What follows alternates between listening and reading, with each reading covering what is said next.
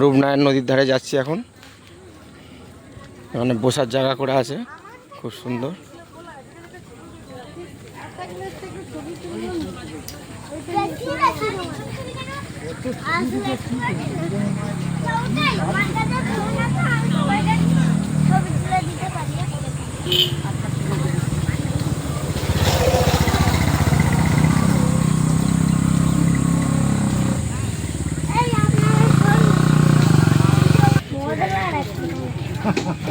এই এখানটাও তো পার্কের মতো করে আছে বসে।